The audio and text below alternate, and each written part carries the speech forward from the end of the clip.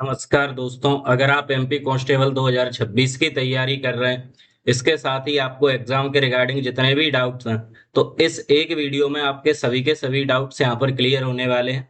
आइए यहां से मैं आपको पॉइंट्स बताता हूं जिन पर बात करने वाला हूं। सबसे पहले, ये भर्ती कब तक आएगी? आप सभी के दिमाग में अभी यही प्रश्न चल रहा है। दूसरा, अभी जो सिलेबस है वो अपडेट हो गया है, ओल्ड सिलेबस आएगा हमारा या फिर न्यू सिलेबस आएगा? इस चीज को आपको क्लेरिफाई करता हूं। और दूसरा दोस्तों, 90 प्लस स्कोर की क्या स्ट्रेटजी रहेगी? आपने मेरा स्कोर कार्ड देखा होगा, आप जाके मेरी शॉर्ट्स पर जाके चेक कर सकते हैं। इसके अलावा मैंने एक वीडियो भी बना के डाली है जिसमें मेरे दोस्तों 91 मार्क्स है 100 में से। एमपी पुलिस के पेपर में अगर मैं ला सकता हूं तो निश्चित सी बात है कि आप भी इस चीज को बहुत आसानी से क्लियर कर सकते हैं। सबसे पहले, एमपी पुलिस 2026 की जो भर्ती है वो कब तक आने की संभावना है? तो आप लोग समझिए ध्यान से। कैलेंडर में दिया है दिसंबर में आपकी एग्जाम होगी इसकी, एमपी पुलिस की। अगर ये दिसंबर में एग्जाम होगी तो लगभग उससे 1.5 से 2 महीने पहले आपके लिए नोटिफिकेशन जारी कर दिया जाएगा और फॉर्म भरने की डेट चालू हो जाएगी।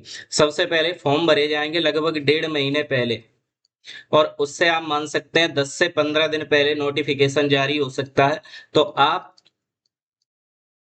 एवरेज मान सकते हैं कि दिसंबर से लगभग 30 दिन पहले, यानी अक्टूबर तक आपको इसकी नोटिफिकेशन यहाँ पर देखने के लिए मिल जाएगी। या बोल सकते हैं इसकी जो रूल बुक है वो आपको अक्टूबर में देखने के लिए मिल सकती है। और ये भर्ती है वो दोस्तों दिसंबर तक संपन्न होने की संभावना है, क्योंकि आप समझ पा रहे हैं अभी चुनाव आने वाले हैं। और चुनाव की वजह से ये जो भर्ती है वो निश्चित ही आपकी कंडक्ट कराई जाएगी।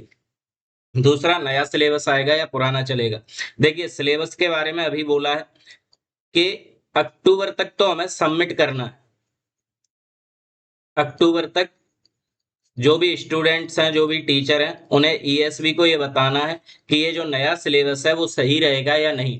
अक्टूबर तक इनके पास पहुंचेंगी सारी चीजें, राय पहुंचेगी सभी विद्यार्थियों की और टीचर्स की।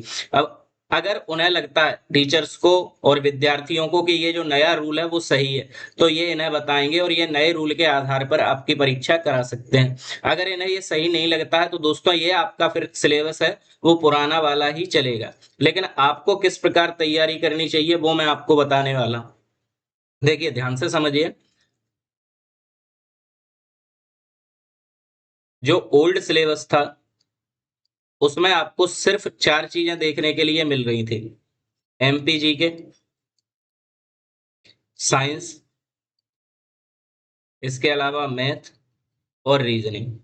ये 4 सब्जेक्ट आते थे जिसकी वजह से बहुत ही आसानी से स्कोर हो जाता था और बहुत अच्छा स्कोर हो जाता था।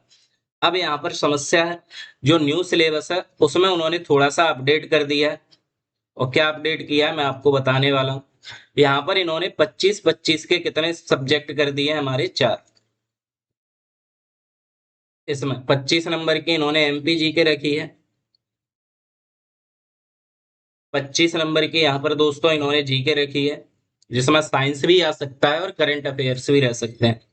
25 नंबर में इन्होंने मैथ, रीजनिंग रखा है, और यहाँ पर और कंप्यूटर। और 25 नंबर में यहाँ पर दोस्तों इन्होंने हिंदी रखा है। अब ये जो कंप्यूटर है, मैथ रीजनिंग है, ऐसा हो सकता है कि मैथ 10 का आ जाए, 10 की रीजनिंग आ जाए और 5 नंबर का कंप्यूटर आ जाए। इस टाइप से आ सकता है, ये एक आइडिया है। हिंदी 25 नंबर की है। अब आप लोगों के दिमाग में या मेरे दिमाग में भी एक ही चीज चल रही है, अगर अक्टूबर तक ये लोग फाइनल करते हैं तो क्या ये इतनी जल्दी अप्लाई हो सकता है? तो दोस्तों बिल्कुल ये अप्लाई हो सकता है, क्योंकि आप देख रहे हैं एसएससी जीडी में पहले से ही ये सिलेबस चल रहा है। ठीक है। इसके अलावा यूपी पुलिस में ये सिलेबस पहले से ही चल रहा है। तो ये सिलेबस पहले से चल रहा है, इस पैटर्न को फॉलो करने में उन्हें ज्यादा समय नहीं लगेगा। बहुत आसानी से, बड़ी आराम से ये दोस्तों इस नए सिलेबस को यहाँ पर अप्लाई कर सकते हैं अगर उनकी इच्छा होगी तो। ठीक है। अब यहाँ पर आपको यह समझना है कि अगर हम नए सिलेबस के अकॉर्डिंग तैयारी करें, हमारी तैयारी इस प्रकार होनी चाहिए कि चाहे नया सिलेबस हो चाहे पुराना सिलेबस हो, हमारा सिलेक्शन बिल्कुल कंफर्म होना चाहिए। कैसे होगा? तो आप दोस्तों पहले भी एमपीजी के पढ़ रहे थे, अभी भी एमपीजी के पढ़ रहे हैं। साइंस और जी के पहले भी पढ़ रहे थे, अभी भी पढ़ रहे हैं। मैथ रीजनिंग पहले भी पढ़ रहे थे, अभी भी पढ़ रहे हैं। सिर्फ आपको यहाँ पर हिंदी एक्स्ट्रा बनी है। तो हिंदी दोस्तों एक इजी सब्जेक्ट है, एक इजी सब्जेक्ट है। अगर आप अभी से उसको 1 घंटा पर डे देना स्टार्ट कर देंगे तो आप यकीन मानना बहुत अच्छा एग्जाम में स्कोर करके आएंगे। सिर्फ आपको डेली 1 घंटा हिंदी को देना है। पहले आप दोस्तों इसका क्या कवर करेंगे, पहले सिलेबस कवर करेंगे और उसके बाद इसके प्रीवियस ईयर के एमसीक्यू लगाना स्टार्ट कर देंगे तो आप बहुत अच्छा वहां पर स्कोर करके आएंगे और ये आपको कहीं से कहीं तक लॉस देने वाला नहीं है। ये सभी बच्चों के लिए स्कोरिंग सब्जेक्ट ही है। मैथ रीजनिंग कम हो गया, हिंदी बढ़ गया तो ऐसा नहीं है कि स्कोर डाउन होगा, स्कोर और अच्छा बनेगा इससे, है ना। अब यहाँ पर देखिए सारी चीजें, ये चीजें यहाँ पर क्लियर हो रही हैं। अब हमें क्या करना है, दो सब्जेक्टों को मेन टारगेट बना लो अभी से। दो सब्जेक्ट्स को बिल्कुल मेन टारगेट कर लो। कौन कौन से सब्जेक्ट होंगे बताइए, एक एमपीजी के और दूसरा हिंदी। अभी से इनको एक एक घंटा देना आप स्टार्ट कर दीजिए। अगर आप अभी से एक एक घंटा देंगे तो दोस्तों बहुत अच्छा स्कोर करके आएंगे। और एमपीजी के अगर पुराना सिलेबस भी रहा तब भी दोस्तों अब की बार एमपीजी के बढ़कर ही आएगी आपके लिए। क्लियर। यहाँ पर हिंदी के लिए अगर आप अभी से 1 घंटा देते हैं दोस्तों, अभी आपके पास लगभग 5 महीने हैं। 5 महीने में आप यकीन मानना बहुत अच्छा स्कोर करके आएंगे। ठीक है। मैथ और रीजनिंग की बताओ।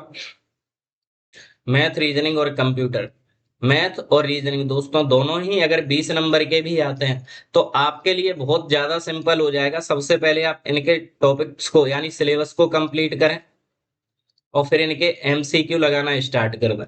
इससे आप अच्छा स्कोर वहां पर करके आ पाएंगे। ठीक है। जीएस और साइंस जैसे आप पढ़ रहे थे सेम उसी पैटर्न पे आपको पढ़ना है। केवल दो सब्जेक्टों में मेजर चेंज हुआ था, एमपी जीके में और हिंदी में, वो मैं आपको बता चुका हूं। इन्हें इस प्रकार हमें तैयार करना है। क्लियर। चलिए 90+ मार्क्स दोस्तों अगर बताऊं तो मेरे खुद के 91 मार्क्स हैं।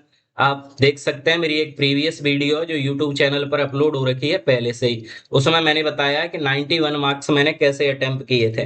तो आप दोस्तों उस वीडियो को भी देख सकते हैं। इसके अलावा अगर मैं 90 से अब मार्क्स ला सकता हूँ, स्कोर कर सकता हूँ, तो निश्चित सी बात है दोस्तों आप भी बहुत अच्छा स्कोर करेंगे।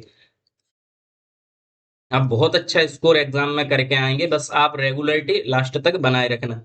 दूसरी चीज ये है कि नया सिलेबस आने से क्या पुराने जो स्टूडेंट हैं वो इस एग्जाम को निकाल पाएंगे या नहीं। दोस्तों नया सिलेबस भले ही आ जाए उन्हें जरा भी अंतर नहीं होगा, क्योंकि उन्होंने अभी से स्ट्रेटजी बना ली है और अभी से पढ़ना उसके लिए स्टार्ट कर दिया। अगर उनके पहले 86 मार्क्स आए थे तो दोस्तों अब 87 मार्क्स ही आएंगे, उनके मार्क्स कम नहीं होंगे, क्योंकि वो एक नियम के तहत एक रूल रेगुलेशन बना के अभी से अपनी तैयारी स्टार्ट कर चुके हैं। और वो बहुत अच्छा स्कोर करेंगे, इसमें कोई दो राय नहीं है। क्योंकि अगर हिंदी आया और उन्हें मैथ और रीजनिंग आए तो दोस्तों उन्हें इससे कुछ भी अंतर नहीं है। हिंदी भी एक सिंपल सब्जेक्ट है, वो इसको अब से लेके दिसंबर तक इतने अच्छे तरीके से क्लियर कर लेंगे कि इसी में वो बहुत अच्छा स्कोर करके आपसे आगे बढ़ जाएंगे। टारगेट आप दोस्तों मिनिमम 80 से प्लस बना के चलो कि 80 से प्लस का टारगेट तो हमें लेकर चलना है। 80 से ऊपर मार्क्स का हमें स्कोर करना है। और ये एक दोस्तों एमपी पुलिस के लिए एक सिंपल स्कोर है। अगर आप बढ़िया रणनीति बना के अभी से पढ़ना चालू करेंगे तो आप आसानी से यहाँ पर स्कोर कर पाएंगे। इसके अलावा अगर आप ये चाहते हैं कि मैं सब्जेक्ट वाइज जो चीजें मैंने पढ़ी थी, एमपीजी के कहाँ से पढ़ी थी, मैथ कैसे किया था, रीजनिंग कैसे किया था, अगर आप ये चाहते हैं तो आप कमेंट सेक्शन में कमेंट कर देना। मैं आपको बता दूंगा मैंने कौन कौन से टीचर्स से या कौन सी बुक से मैंने पढ़ाई करी थी जिससे मैंने ये स्कोर कर पाया। उम्मीद है दोस्तों ये वीडियो आपके लिए थोड़ी फायदेमंद साबित होगी। मिलते हैं ऐसी अगली वीडियो में, तब तक के लिए जय हिंद, जय भारत।